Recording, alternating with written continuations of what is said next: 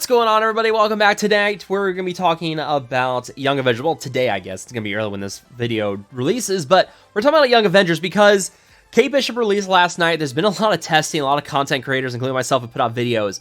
They are not holding on defense. And there's concerns that this team was a big lie. Did we get scammed with this team? Was there unrealistic expectations with this? And we're going to talk about that in tonight's video and kind of discuss, like, why this team, I think, does not work fundamentally. Like, what a big problem with this was with this team, and why, like, having to rely on Kate and Echo to carry this team is going to be a huge problem for a lot of players because they're questionable release methods, but also, like, how this team just wasn't quite designed right for what they're intending. So we're going to talk about all that in tonight's video. If you guys do enjoy this video, find it helpful, make sure to hit that like button, share, and subscribe. Let's start by talking about what they were intending with this team. So Young Avengers, in our interviews with Scopely, when we were doing the discussion about Dark Hunters for the embargo, there were a lot of questions about Young Avengers as well at the same time. And I went back just before recording to make sure I had it right, because I remember them saying in there that this was going to be a team that was going to take, for most fights out there, it was going to be a team that would take 2 attempts to clear. This is what their intention was with Heroes for Hire, but they've taken it a step down. They're not going to have the constant revives. They're not going to have the safeguards, the charges, all that nonsense that can make some of these teams annoying on defense. You do have a lot of speed bar on Squirrel Girl. You have a short cooldown on her special, which will cleanse and heal. You have Kate Bishop putting out blinds. She has some solid damage to her name. Echo has a very high damage retaliation as well. But the real problem was, so, like, actually, they very much said that this is going to be a team that was going to take 2 attempts to clear. The problem is in their testing, and this is something that I think will need to be discussed, and I'll bring it up on the Envoy server at some point, just to be like, you guys have got to discuss a little bit more. Problem is, when they do play testing, they take all these characters, they have them at 7 yellow, 4 red, tier 15, 2.3 ISOs. They have everyone maxed out, really. No tier 16 in terms of testing, but they have everyone, all their T4s and everything. They're all really well built. The problem is that the 2 characters that this team revolves around is Kate Bishop and Echo. And that is a huge problem because they also have really terrible release methods. Echo, we've already talked endlessly about her event and how it's not good. Free to play will only get Echo at 3 stars if they max out their milestones. So Echo's automatically 3 stars. Kate Bishop is a blitz release, and judging from what we just saw with T'Challa, most people will be lucky, or most people are lucky to unlock T'Challa. You're going to be lucky to get Kate Bishop at 3 stars at that point. This is a fundamental issue, and this is something that I think is intentional on the part of Scopely, which is real scummy. But at the same time, it's an issue because it revolves around the damage from Echo with her passive, like her retaliation here. She has the 3rd best damage in the game behind T'Challa and Phyla-Vell. Whenever an enemy attacks a Young Avenger, ally attack that enemy 250% damage. When you have her geared up, that passive deals a lot of damage. You build up Striker on her, you get more damage with it. It deals solid damage. And then you have Kate Bishop constantly applying blind when her or a Young Avenger ally dies or falls below 50% health. Attacks that enemy for piercing damage, applies blind slow. Like, her damage isn't necessarily impressive, but, you know, I do want to show this. And shout out to Boylon who sent this to me just so I could show you guys. Like, look at the health stats, for instance. Squirrel Girl, America Chavez, and Ms. Marvel have very high health amounts here. Like, top 15, top 25, top 10 in terms of health there, right?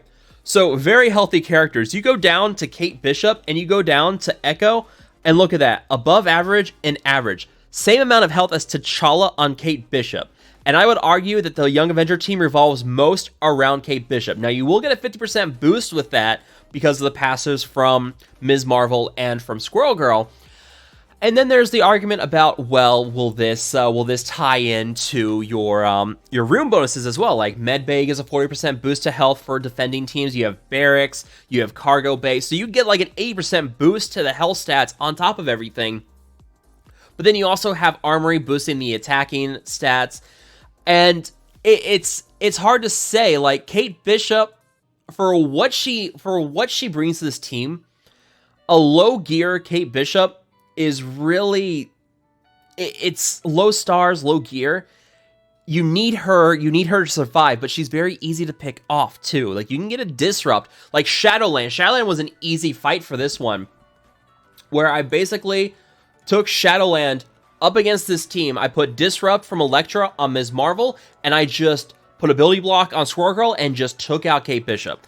And once Kate Bishop was gone, it was a lot easier, because then you have the retaliation from Echo, but still not that big of an issue. So Kate Bishop, you gotta keep Kate Bishop alive, but there's easy ways to counter that. You can put immunity, or you can put the, not immunity, completely disrupted, there we go. Disrupt on Ms. Marvel, and then ability block Squirrel Girl, and you're good to go. But also, one that I thought was really interesting that Tana talked about, some other people talked about, was X Factor and Zemo. Like that's an OG team, but the fact that that could beat a solid like Young Avengers team, yeah, there's something going on here, and I think it all ties back to the very low stars that players are going to get on both Kate and Echo, and that is a big problem. And I think on the part of Scopely, they know this, and it was intentional so that they could try to be like, well, like, they want to be like, hey, she's going to work at higher levels, like higher stars. They're trying to push people to buy Kate Bishop and Echo, but this was an odd one because War defense, like, they have to know that War is not a popular mode. The rewards have really lagged behind. Raid is where most of your rewards are from these days. Like, that's why Web Warriors was a very popular team, because it helped fill in the bio nodes.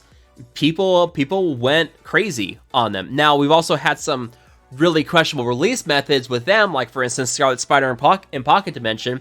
If you can do a Pocket Dimension, you're stuck with a 2-star Scarlet Spider.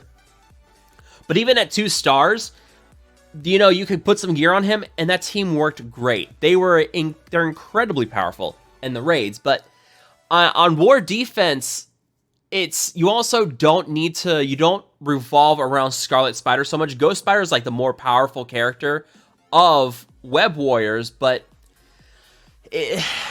it's weird. And like, I don't know what else to say in terms of like why bad release methods like this, like giving us a 3-star character here saying, hey, this team's gonna be great in War defense. And I've got the evidence to say, like, the developers, they even talked about how this is gonna be a counter to Infinity Watch, and we've got like Dorky Dad sent us some pictures of testing where there was like a really good punch across against like an 800k Young Avengers team, and they were still losing. Now, that is to say, we don't quite know how things will go in actuality, because practice mode, as good as it is, one of the big faults is you don't have the room bonuses. So you're going to miss out on 80% bonus health on all these characters. So Squirrel Girl is going to have insane amounts of health. Kate Bishop's going to be better. But also the question is going to be like, how many T4s do you have on these characters? But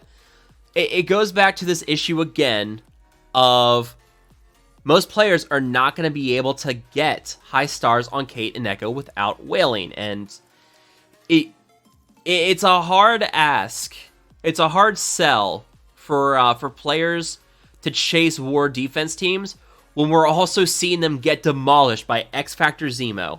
I did a 2-man Eternals team on 150k punch-up against a Young Avengers team. Granted, my 2 Eternals are 7 red, tier 16.